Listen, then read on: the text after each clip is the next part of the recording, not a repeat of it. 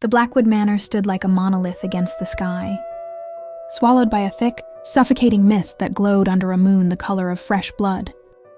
I stood trapped within its stone walls, watching the world outside disappear into the shadows. Every exit was barred, every hope slowly dying in the cold night air. Then I felt a cold hand on my shoulder. My husband leaned in his silence louder than any scream. I was no longer his wife. I was his prisoner. My father had been missing for days. I searched the opulent, silent halls, my voice echoing back at me. Hollow and terrified, no one answered my calls. I found him in the library, surrounded by books that shouldn't exist.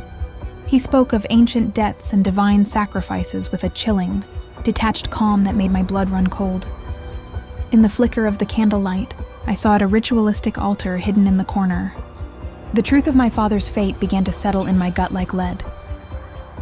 Panic surged through me. I realized then that I was the next piece in their twisted game.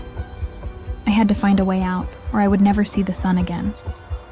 I searched his heavy, wooden desk with trembling fingers until I found it, a rusted handgun hidden beneath the lies and the leather-bound books.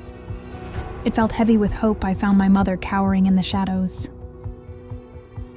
We spoke in hurried whispers, our breath visible in the freezing air. We had to run, and we had to run now. Before we left, I had to find my brother. I entered his room, but the air was different here. It was heavy still and smelled of rot and old wax. My breath hitched. There he was, lying lifeless on the bed. His eyes were wide, fixed on a ceiling, covered in the same markings that haunted this house. The scream died in my throat. Tears blurred my vision as the weight of our reality crashed down. There was no one left to save but ourselves. I grabbed my mother's cold hand and we ran. We fled through the labyrinthine corridors, our footsteps thundering like drumbeats against the ancient floorboards. The hallway seemed to stretch, twisting and turning into an infinite nightmare. Every door was a trap, every shadow a reaching hand. We couldn't stop. I looked back and saw him. He wasn't running yet. He was gaining ground, a dark silhouette against the moonlight, a shadow that refused to let go. We reached the heavy oak door.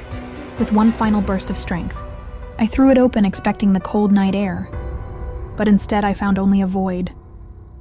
I fell into the dark, and then I was awake. Gasping for air, my heart hammering against my ribs. I found myself back in my own bed. Drenched in sweat, the dream was over. But the exhaustion remained as I stared into the corners of my room. I realized the shadows were still moving, waiting for me to sleep again.